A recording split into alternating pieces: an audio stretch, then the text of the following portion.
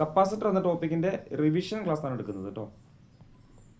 ഒരു പാരലൽ കണക്ഷനിൽ maximum current ഏത് കപ്പാസിറ്ററിലൂടെ കടന്നു പോവുക? In parallel maximum current will flow through maximum capacitance ഉള്ള കപ്പാസിറ്ററിലൂടെയാണ് കണ്ടുപോവുക. ക്വാളിറ്റി ഓഫ് കപ്പാസിറ്റർ എന്തിൽ പറയാം?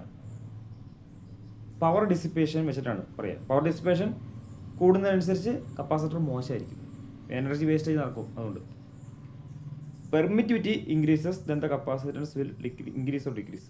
കപ്പാസിറ്ററിൽ ഉപയോഗിക്കുന്ന ഡയലക്ട്രിക് മീഡിയത്തിൻ്റെ പെർമിറ്റിവിറ്റി കൂടിക്കഴിഞ്ഞാൽ കപ്പാസിറ്റൻസിന് എന്ത് സംഭവിക്കും? കപ്പാസിറ്റൻസ് കൂടും. നല്ല പെർമിറ്റിവിറ്റി മെറ്റീരിയൽ ഉപയോഗിച്ചാൽ കപ്പാസിറ്റൻസ് കൂടും. സെറാമിക് ഉപയോഗിച്ച് കഴിഞ്ഞാൽ നല്ല കപ്പാസിറ്റൻസ് കിട്ടും.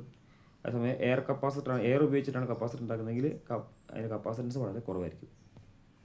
സ്പേസിങ് ബിറ്റ്വീൻ കപ്പാസിറ്റർ, ആ പ്ലേറ്റുകൾ തമ്മിലുള്ള അകലം അത് കൂടിക്കഴിഞ്ഞാൽ കപ്പാസിറ്റൻസിന് എന്ത് സംഭവിക്കും?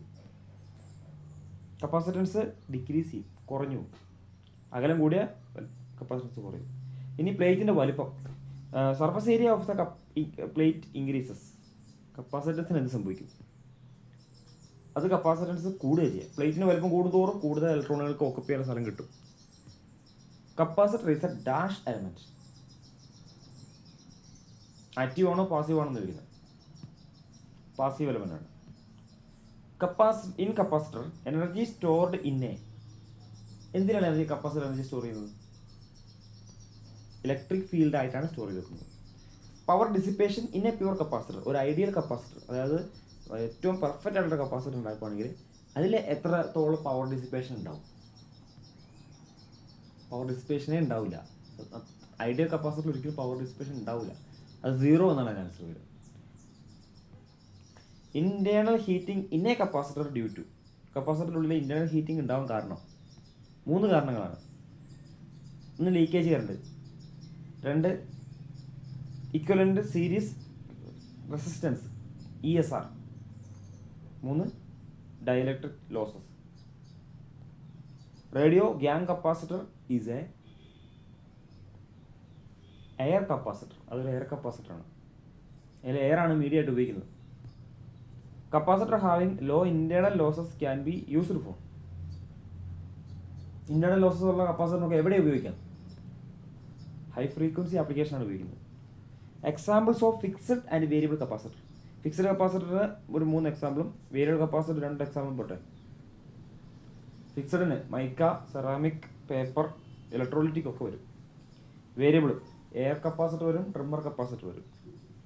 In which capacitor rolled foil technique use ചെയ്ത്, റോൾഡ് ഫോയിൽ ടെക്നിക്ക് ഉപയോഗിക്കുന്നത് ഏത് കപ്പാസിറ്ററിലാണ്? കപ്പാസിറ്റൻസ് കൂടുതൽ കിട്ടാൻ വേണ്ടിയാണ് റോൾഡ് ഫോയിൽ ഉപയോഗിക്കുന്നത്. ഏത് കപ്പാസിറ്ററിലാണ് ഉപയോഗിക്കുന്നത്?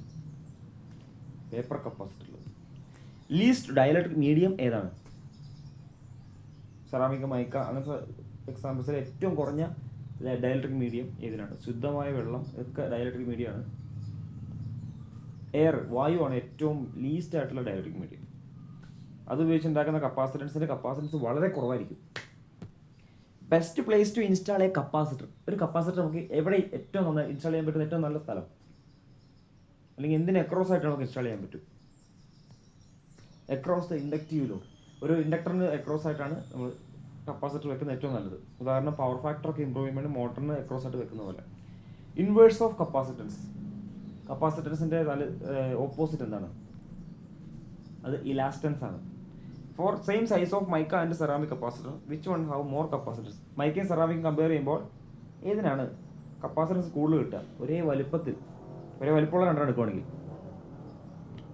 അത് സെറാമിക്കിനാണ്. കാരണം സെറാമിക്കിന് ഡയലക്ട്രിക് കോൺസ്റ്റന്റ് വളരെ കൂടുതലാണ്, മൈക്കേനെ അപേക്ഷിച്ച് വളരെ വ്യത്യാസമുണ്ട്. അതുകൊണ്ട് അടുത്തത് bridge used for capacitor measurement. Measuring circuit, അതായത് ബ്രിഡ്ജ് മെഷറിംഗ് സർക്യൂട്ടിൽ പലതിനും ഉപയോഗിക്കുന്നുണ്ട്. വേസ്റ്റേൺസ് ബ്രിഡ്ജ്, ഷെറിൻ ബ്രിഡ്ജ്, അങ്ങനെ ബ്രിഡ്ജുകളുണ്ട്. അപ്പോൾ അതിൽ ഏത് ബ്രിഡ്ജ് ഉപയോഗിച്ചിട്ടാണ് കപ്പാസിറ്റൻസ് മെഷർമെൻറ്റിന് ഉപയോഗിക്കുന്നത്? ഷെറിൻ ബ്രിഡ്ജ്.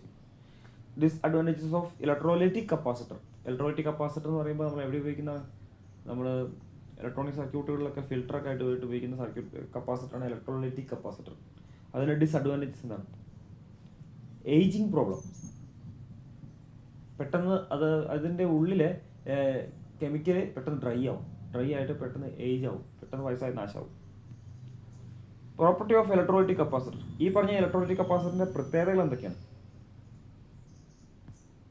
ഒന്ന് ഹൈ കപ്പാസിറ്റൻസ്, അതായത് വളരെ വലിയ വാല്യൂടെ കപ്പാസിറ്റർ നമുക്ക് ഉണ്ടാക്കിയെടുക്കാൻ പറ്റും അത് വെച്ച്.